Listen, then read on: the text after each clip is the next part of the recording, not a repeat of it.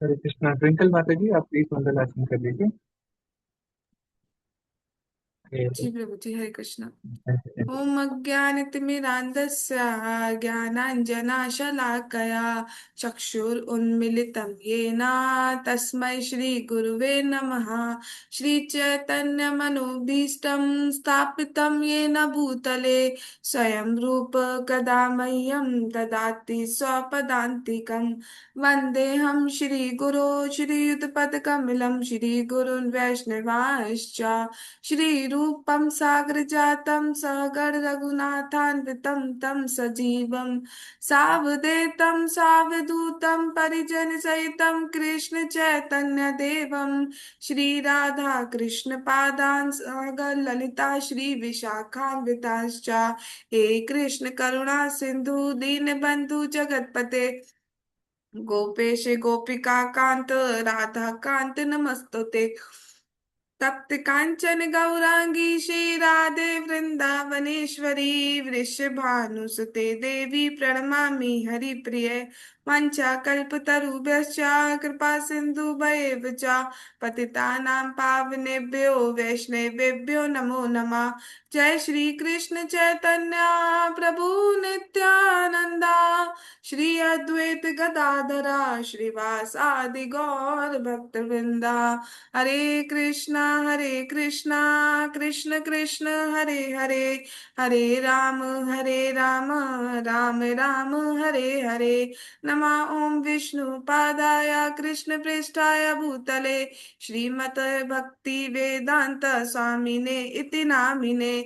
नमस्ते सारस्वते देवे गौरवाणी प्रचारिणे निर्विशेष शून्यवादी पाश्चात्य देश तारिणे। हरे कृष्ण। हरे कृष्णा। हरे कृष्णा। इस श्लोका नंबर 18.66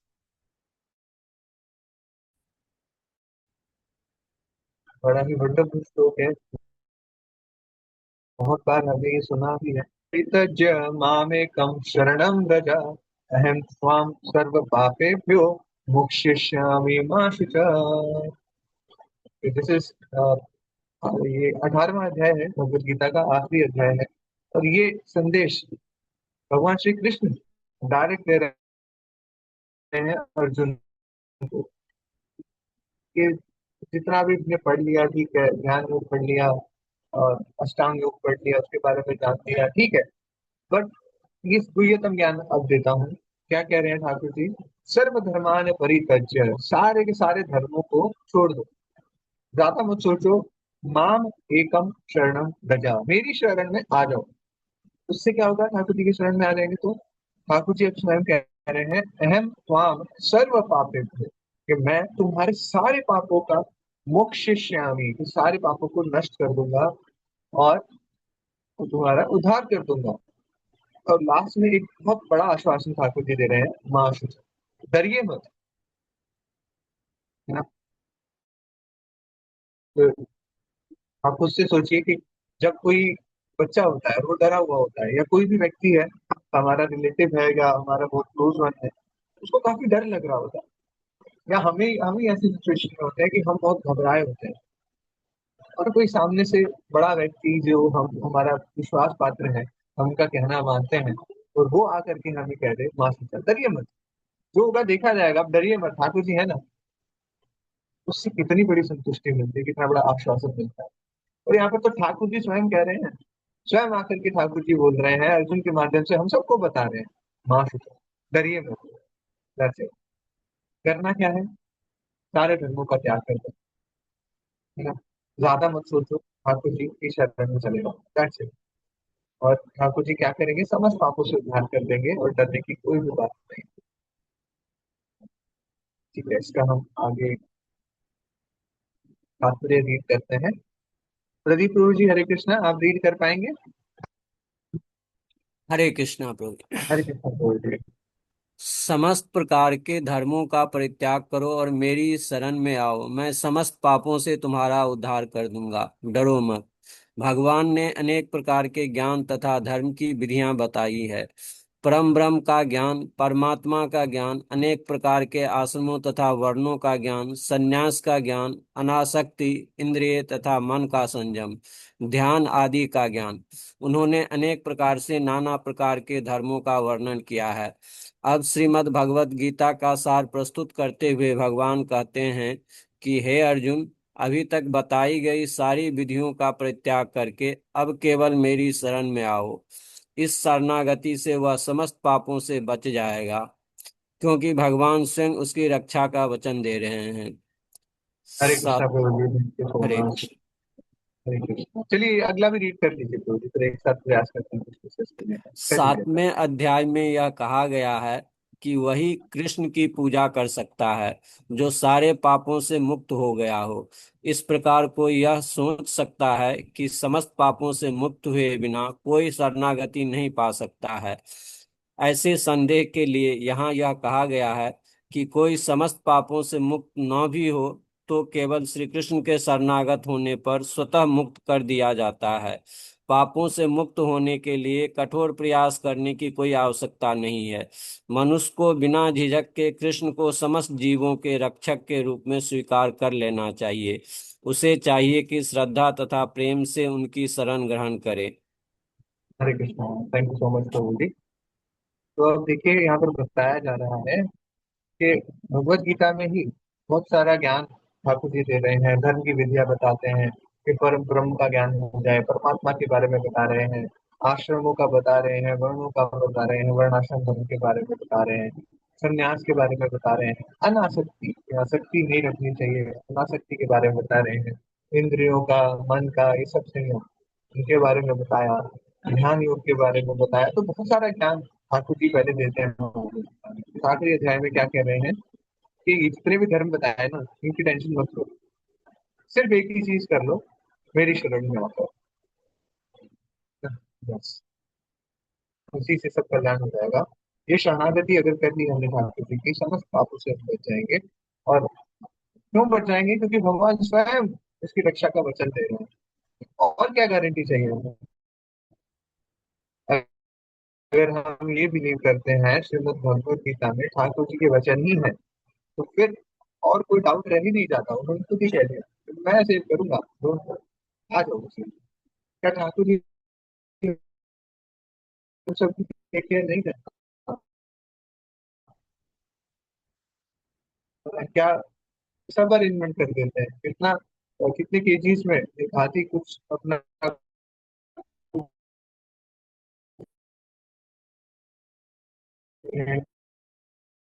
करता है ना? एक बड़ी ब्यूटीफुल अरेंजमेंट, इतना ध्यान रखने वाले ठाकुर जी, है ना? क्यों नहीं हमें अगर हम उनकी शरण में चले गए तो क्यों नहीं हमारे टेक केयर करेंगे वो? जब हम माता के गर्भ में होते हैं तो बहुत प्रार्थना कर रहे होते हैं कि यहाँ पर बहुत प्रताड़नाएं मिल रही है ना, वेग है, वायु बहुत ऊपर नीचे चल रही है और पुश कर रही है, बहुत पेन हो रहा है, बस के बीच में, कीड़ों के बीच में हम यहाँ पड़े हैं, मलमूत्र के अंदर पड़े हुए हैं। ये ठाकुर जी एक बार बाहर निकाल दो, आपकी इतनी भक्ति करूंगा, आपकी इतनी भक्ति करूंगा, दोबारा माता के गर्भ में नहीं आऊंगा।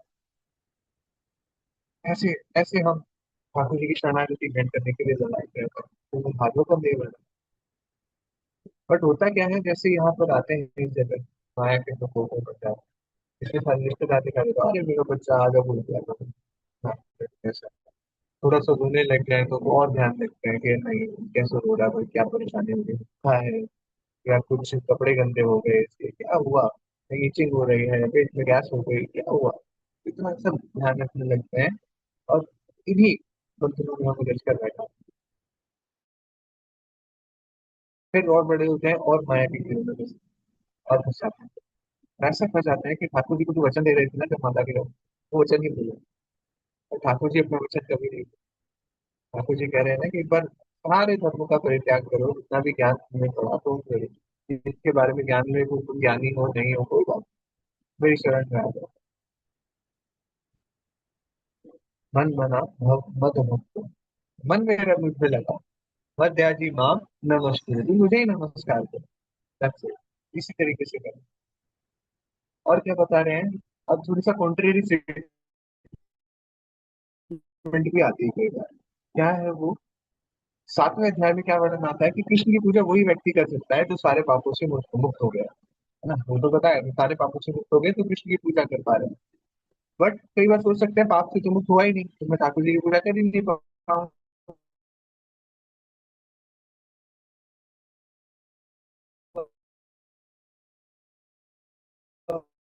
आई एम फ्री, घूमते रहते हैं ऐसे ही। और पाप कोई जाता है शरण ग्रहण करने के लिए जाता है तो कृष्ण उसे स्वीकार कर लेंगे, सहर्ष स्वीकार कर लेंगे। कृष्ण तो ललायित रहते हैं कि मेरे ये संतान जो है, मेरे जो जीव है यहाँ फंसे हुए हैं, तो आए तो सही मेरी तरफ। एक कदम बढ़ाते हैं ठाकुर जी भाग करके 10,000 कदम आते हैं भाग करके। तो वही संदेह यहाँ पर दूर किया जा रहा है कि पापों से मुक्त ना भी हो बट कृष्ण के शरणागत हो जाओ दैट्स इट।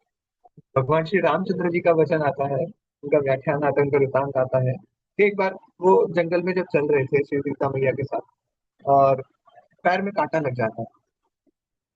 कांटा लग जाता है और चलते रहते हैं, लहू बह रहा है, बहने देते हैं, चलते रहते हैं चलते रहते हैं। थोड़ी दूर बाद लक्ष्मण जी और सीता मैया देखते हैं कि हाँ इनके पैर में तो कांटा चुभा हुआ है, अब क्या करें। आपने पहले भी नहीं बताया स्वामी। सब ऐसे कहते हैं, लक्ष्मण जी कहते हैं, सीता मैया कहती है, तो वो कांटा निकालने का प्रयास करते हैं। अब ठाकुर जी क्या कहते हैं, श्री राम जी क्या कहते हैं कि नहीं प्लीज इसे मत निकालो। एक बार जिसने मेरे चरणों की शरण ग्रहण कर ली मैं उसे कभी भी ऐसे दूर नहीं कर सकता हूँ। मुझे बहुत पीड़ा होती है इसमें। ऐसे श्री रामचंद्र जी हैं, ऐसे हमारे ठाकुर जी। एक बार जो हमारे उनके चरणों में शरण ग्रहण कर लेता है उसको कभी भी ठुकराते नहीं है, जैसे दूर नहीं करते। सक्रिय देव प्रपन्न हो यस। एक बार, एक बार ये बोल दीजिए ठाकुर जी मैं आपका हूँ, ठाकुर जी कभी नहीं छोड़ा मेरे को। शरणागति वो बहुत जरूरी है।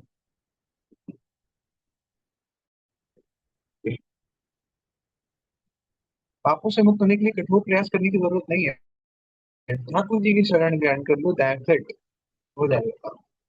और क्या बता रहे हैं, मनुष्य को बिना झिझक कृष्ण को समस्त जीवों के रक्षक के रूप में स्वीकार कर, जैसे अभी हम डिस्कस कर रहे थे कि कृष्ण ही सबके रक्षक भी है, केयर टेकर है, वो भी रक्षा भी करते हैं।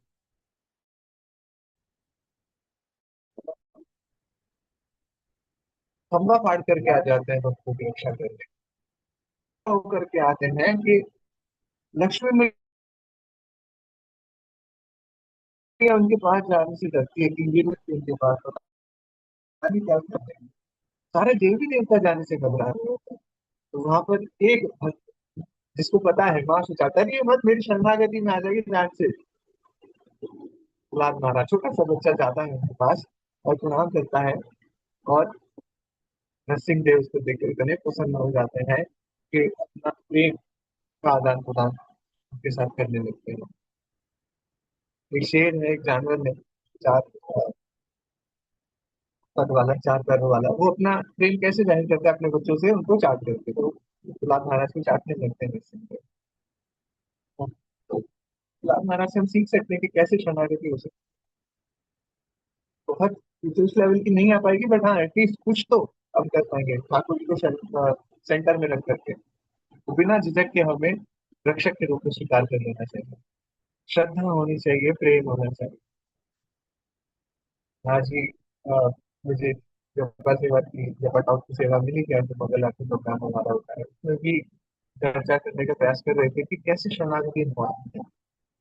ऐसी शरणागति इम्पोर्टेंट है अगर ऐसा बताया जाए कि एक सुई के अंदर से ठाकुर जी हाथी को पार कर रहे हैं, उनकी माला पिरो रहे हैं सुई के अंदर से, तो भक्त जो है वो मान लेते हैं। क्या कहते हैं कि एक जो सरसों का बीज जितना दाना होता है उससे इतना बड़ा वृक्ष बन सकता है, उस सरसों के दाने के अंदर इतना बड़ा वृक्ष छुपा करके ठाकुर जी रख सकते हैं, तो सुई के छेद के अंदर से हाथी कैसे न पार होगा। गलती कर सकते हैं, वो जो चाहे वो कर सकते हैं। जो बहुत ऊंचे पद पर है, उसको उठा करके आधे सेकंड के अंदर नीचे ला सकते हैं, और जो बिल्कुल नीचे है उसको उठा कर सकते हैं, उसको ऊपर उठा करके ले जा सकते हैं। बस करना क्या है, श्रद्धा और प्रेम से उनकी शरण ग्रहण करनी है, that's it। ठीक है, अभी आगे बढ़ने का प्रयास करते हैं। तो प्रिया माता जी, हरे कृष्ण। नेक्स्ट करा जाए।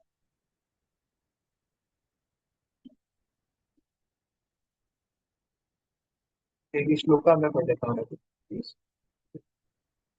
हरि भक्ति विलास में कृष्ण की शरण ग्रहण करने की विधि का वर्णन हुआ। अनुकूलस्य संकल्पः, प्रतिकूलस्य वर्जनम्, रक्षिष्यतीति विश्वासो गोपुत्रत्वे वर्णम तथा आत्मनिक्षेप कार्पण्य षड्विधा शरणागति। हरे कृष्ण माता जी, आगे आप रीड करने के पैराग्राफ भक्ति योग के अनुसार यहाँ से। हरे कृष्ण प्रभु जी। भक्ति योग के अनुसार मनुष्य को वही धर्म स्वीकार करना चाहिए जिससे अत्यंत भगवत भक्ति हो सके। समाज में अपनी स्थिति के अनुसार कोई एक विशेष कर्म कर सकता है, लेकिन यदि अपना कर्म करने से कोई कृष्ण भावनामृत तक नहीं पहुंच पाता, तो उसके सारे कार्यकलाप व्यर्थ हो जाते हैं।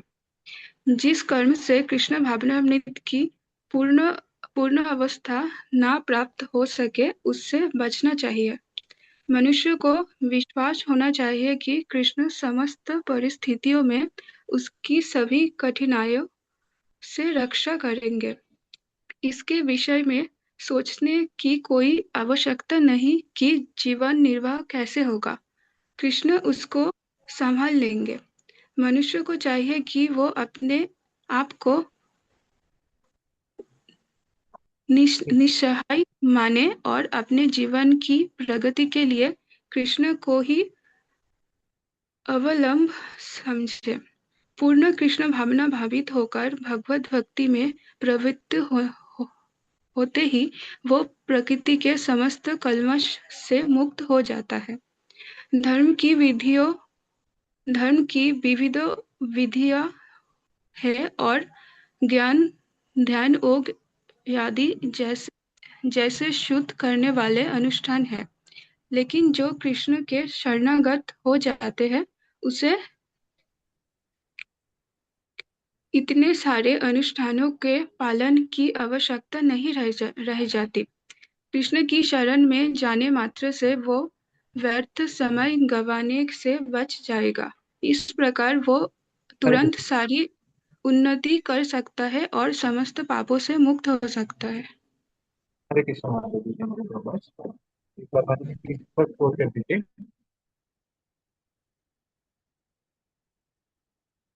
Yes, thank you so much. तो यहाँ पर बता रहे हैं कि भक्तियों के अनुसार मनुष्य को वही चीजें स्वीकार करनी चाहिए जिससे अंततः भगवत भक्ति हो सके। कि भगवान की भक्ति में कैसे और आगे बढ़ा जा सकता है, उन चीजों को स्वीकार कर लेना चाहिए, है ना। तो यहाँ पर पहली लाइन में क्या बता रहे हैं, अनुकूल संकल्प, कि जो अनुकूल चीजें हैं भगवत भक्ति के लिए, भक्ति हमारी जो आगे बढ़ा सकते हैं, उनको हमें स्वीकार करना चाहिए। तो प्रतिकूल से वर्जन, जो प्रतिकूल है भक्ति के, उनका हमें त्याग कर देना चाहिए, उनको वर्जित बनाया गया है। समाज में अपनी स्थिति के अनुसार कोई एक विशेष कर्म कर सकता है कोई भी व्यक्ति, लेकिन अपना कर्म करने से कोई कृष्ण भावना तक नहीं पहुंच सकता। किसी के लिए टीचर की ड्यूटी मिली है, मैं टीचिंग करता हूँ, करूंगा, बहुत अच्छे से करूंगा अपना जो काम मिला है, पर कृष्ण भावना में नहीं किया तो उसके सारे कार्यकलाप जो है भगवत भक्ति के रास्ते पर नहीं ले जाएंगे, वो भगवत भक्ति के पास पर व्यर्थ हो जाते हैं। जिस कर्म से कृष्ण भावनामृत की पूर्ण अवस्था न प्राप्त हो सके, उससे बचना चाहिए। यहाँ पर बता रहे हैं जिससे आगे भक्ति नहीं हो पा रही है, तो उन चीजों से बचना चाहिए। जैसे कई बार होता है कि बहुत ज्यादा सो रहे हैं, एग्जाम्पल दे रहा हूँ, उससे क्या होगा कि हमारा भक्ति का समय नहीं हो पाएगा। बहुत ज्यादा खा रहे हैं तो उससे शरीर भी खराब होगा, ना बहुत कम खा रहे हैं। कई बार होता है कि बहुत लोग ऐसा सोचते हैं मैं उपवास करता हूँ, बहुत कम खाते हैं और हेल्थ खराब हो जाती है, तो शरीर की रिक्वायरमेंट उतना नहीं पा रहे हैं, उससे भी शरीर खराब हो जाता है। तो भगवत भक्ति के कार्य उनमें नहीं लग पाते, साधना नहीं होता। तो इन चीजों से बचना चाहिए। प्रतिकूल है कि बहुत कम खाना, बहुत कम प्रसाद ग्रहण करना, बहुत ज्यादा पा लेना।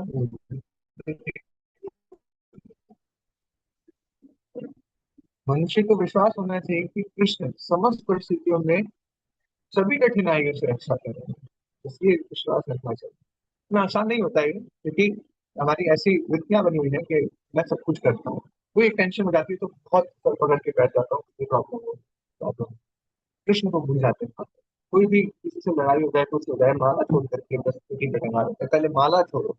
ये जो टेंशन है ना, ये जो प्रॉब्लम है, पहले इसके बारे में सोचूंगा।